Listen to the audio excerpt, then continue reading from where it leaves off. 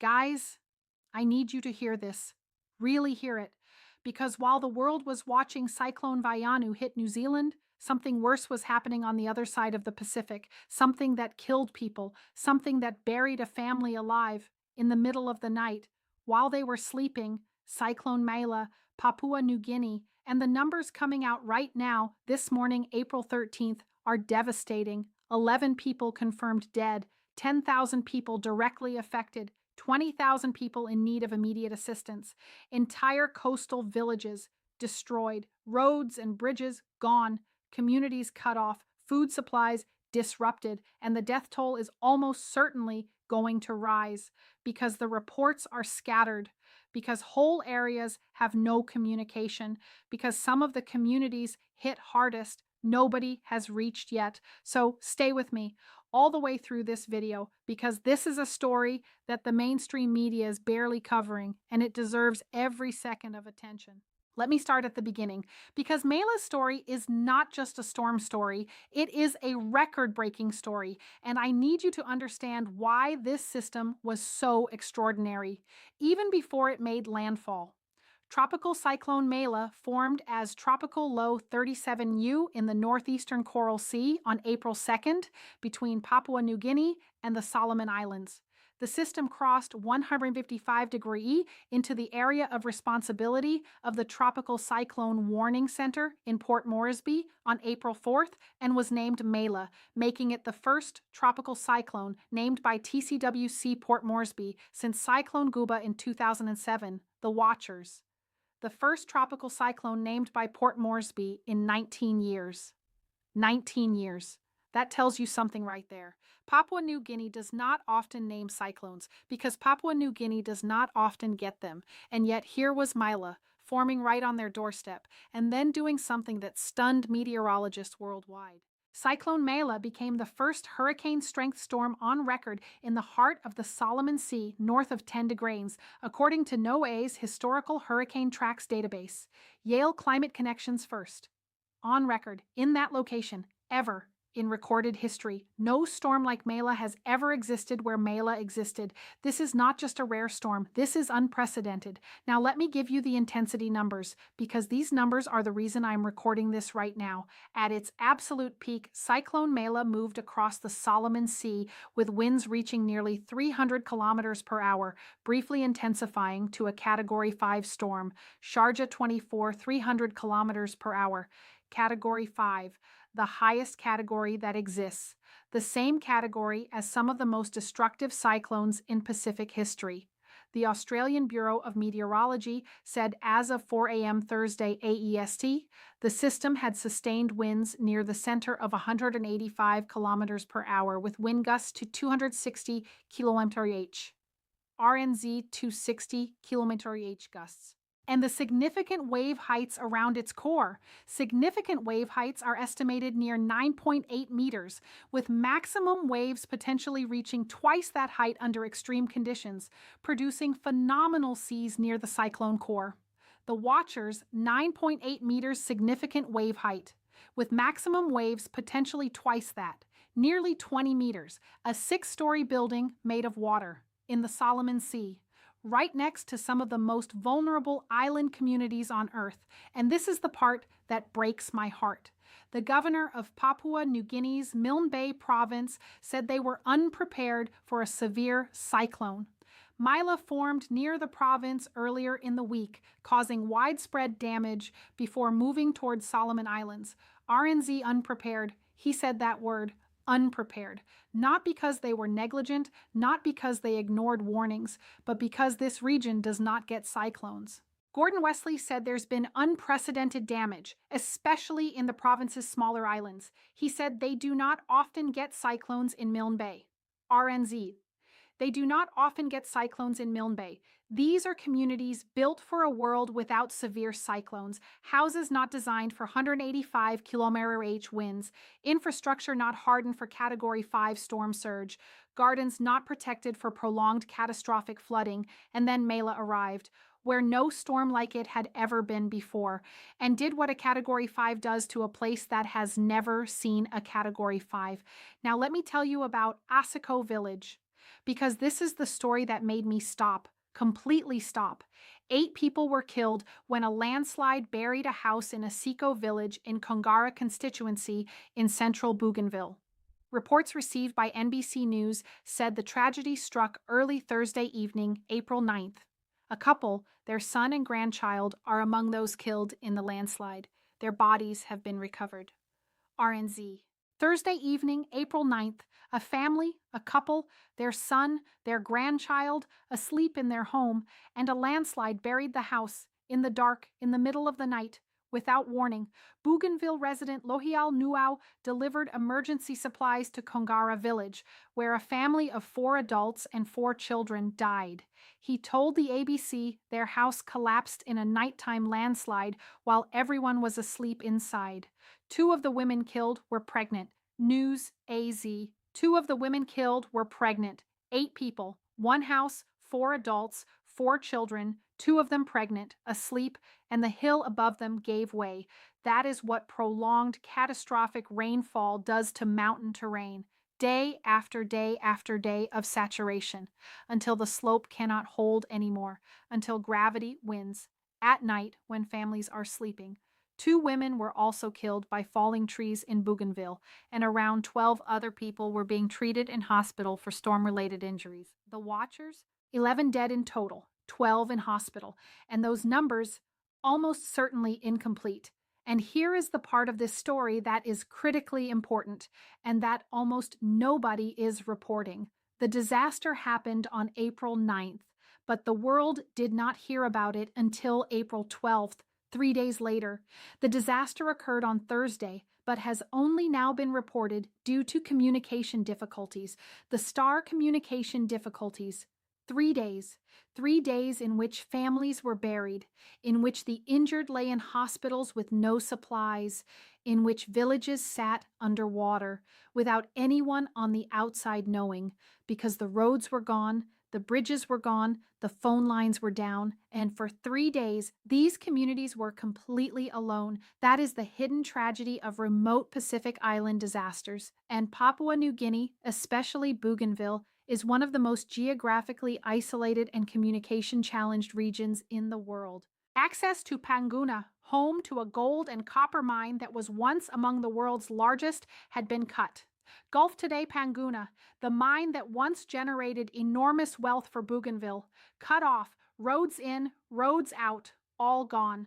Roads and bridges were damaged in several parts of Bougainville, disrupting food supply routes and delaying access to remote communities as authorities worked to assess the full extent of the damage. The watchers, food supply routes disrupted. These are not just roads. These are the arteries that feed communities, the paths that bring rice and tinned fish and medicine, and they are gone. Lohial Nuau said it was a difficult time for the region. They had run out of food, basic food items like tinned fish and sugar, he said.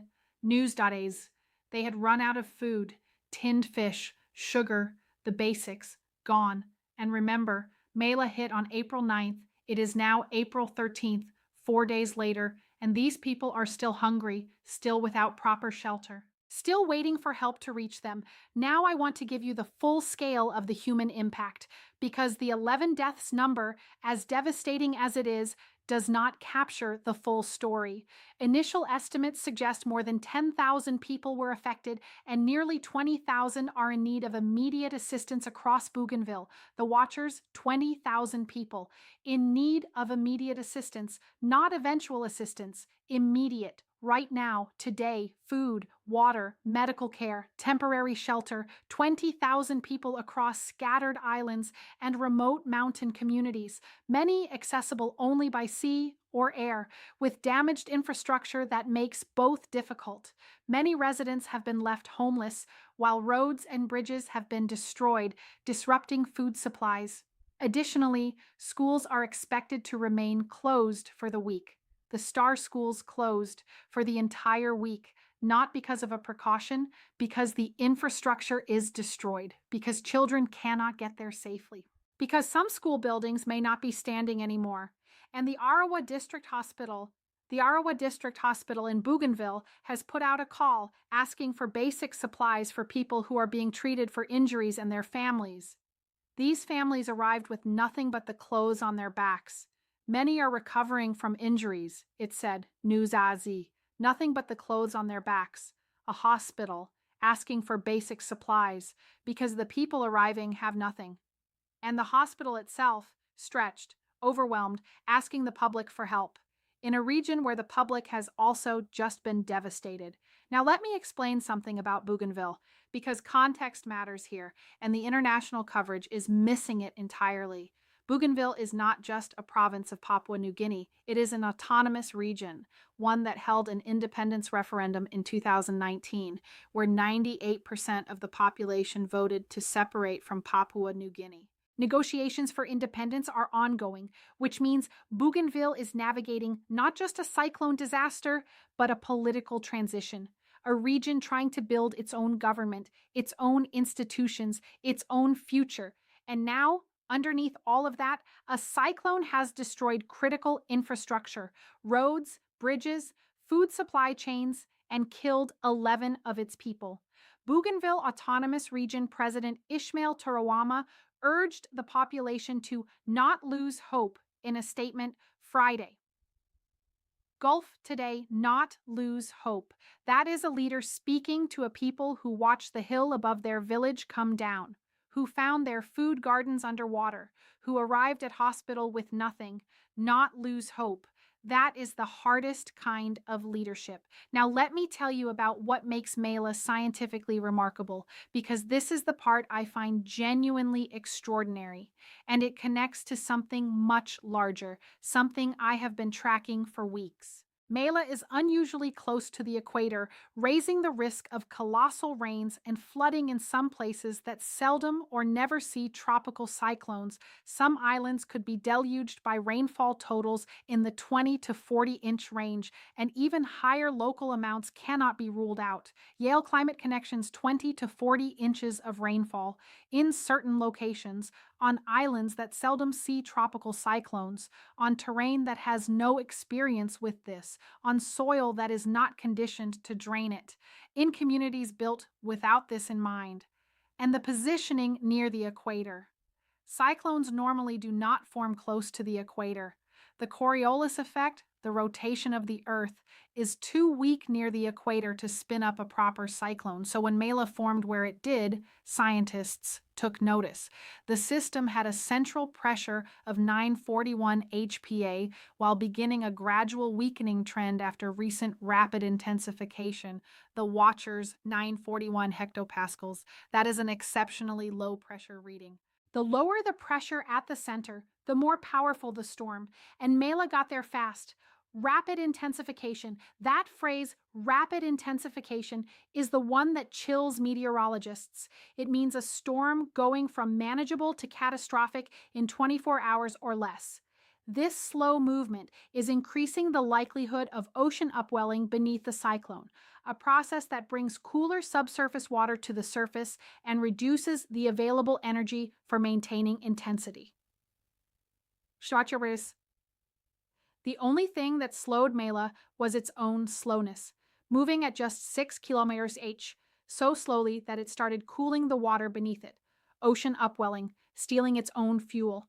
If Maila had moved faster, if it had not starved itself of heat, the intensity could have been sustained much longer. At Category 5 strength, overpopulated coastlines, the outcome would have been incomparably worse. Now let me connect Maila to the bigger picture, because this is the insider piece of this story, the piece that makes everything make sense. Maila did not form in isolation. It formed as part of a trio. 3 tropical cyclones are expected to flank the equator in the western Pacific. Twin tropical cyclones forming on either side of the equator typically happen once or twice a year, but seeing triplets is quite unusual. Yale Climate Connection's triplets. 3 simultaneous cyclone-class systems, Maila, Vaianu, devastating New Zealand at the same time, and Tropical Storm Sinlaku developing to the north, all 3 at once, all 3 in the same Pacific region, all 3 connected by the same ocean system, And here is what scientists said about this specific combination. These three cyclones will provide an extra nudge for what's already one of the strongest embryonic setups for El Nino that some longtime researchers have ever observed. Yale Climate Connections, an extra nudge to the super El Nino that is forming. These cyclones are not just weather events. They are participants in a larger atmospheric shift. The westerly wind bursts they generate, the warm water they stir, the energy they transfer into the ocean atmosphere system, it all feeds the growing El Nino engine. And the El Nino, in turn, creates the conditions for more systems like them. It is a cycle. And right now, in April 2026, we are watching that cycle accelerate. And there is one more layer, one more piece of the Maila story that deserves its own moment, the Solomon Islands.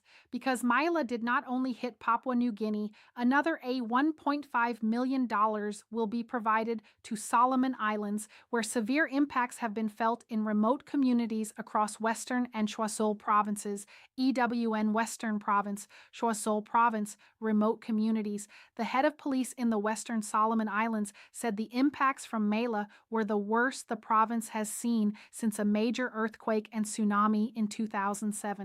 RNZ worst since the 2007 earthquake and tsunami.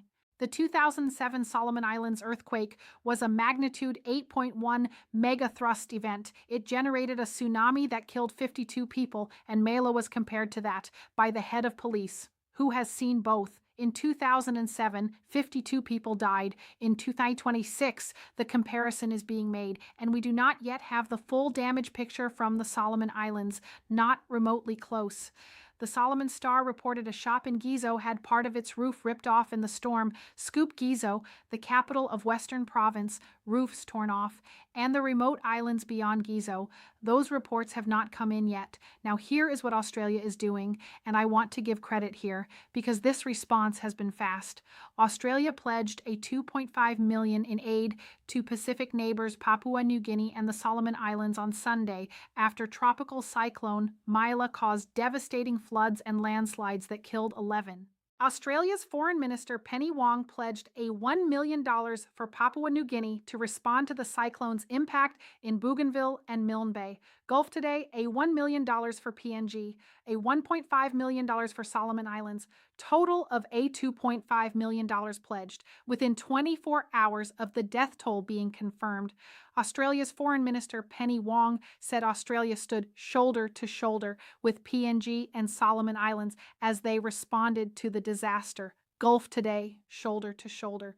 That is the language of the Pacific family, the regional solidarity that matters most in moments like this.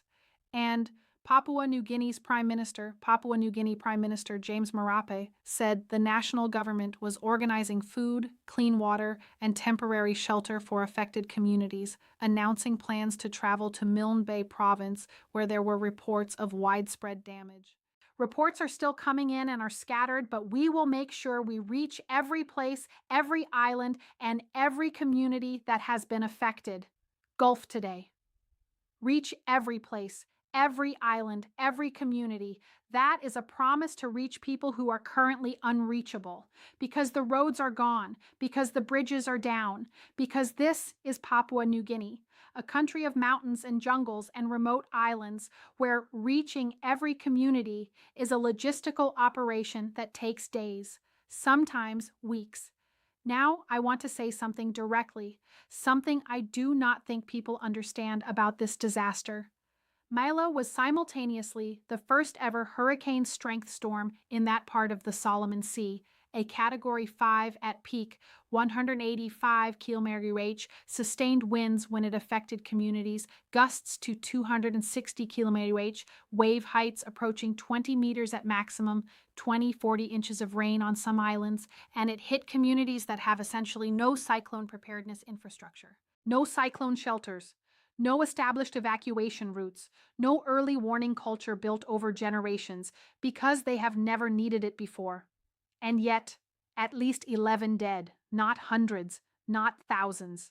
That number is both tragic and remarkable, because given what Maila was, given where it struck, Given the total absence of preparedness, the death toll could have been far, far higher. What saved lives? The storm's slow movement, causing it to weaken slightly before landfall. The remoteness of many communities actually protecting them from direct surge impacts. The advance warning that PNG Meteorological Service managed to issue, and the survival instincts of Pacific Island communities, who have lived with the ocean their entire lives, who know when water rises to move, who have generations of knowledge even without formal disaster systems. That is what kept 11 from being 111. So where are we right now? This morning, Monday, April 13th, 2026. Maila has been downgraded to a tropical low. The immediate danger is past, but the aftermath is just beginning.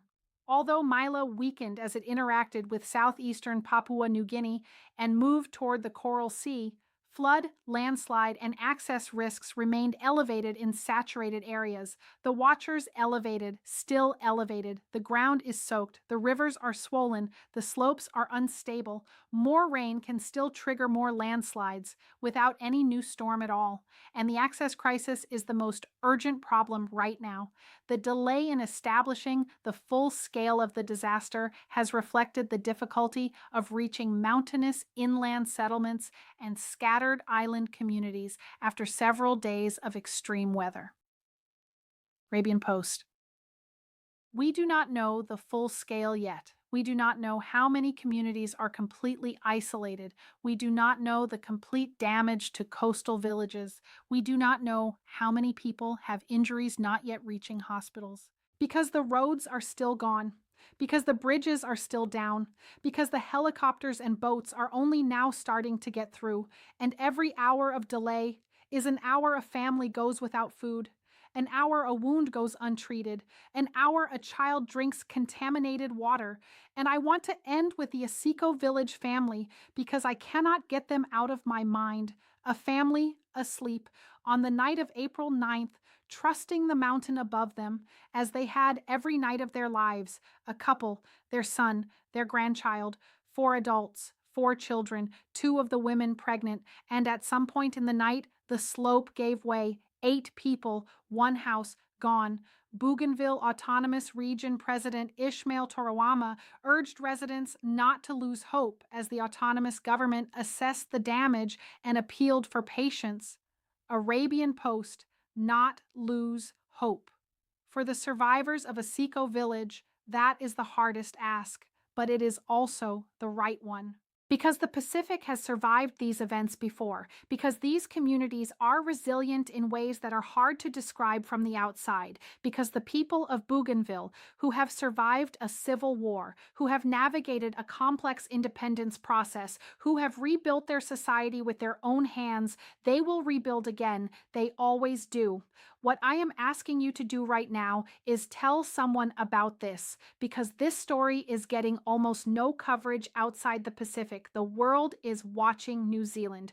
The world is watching the cyclone that hit a wealthy, connected, photographed coastline.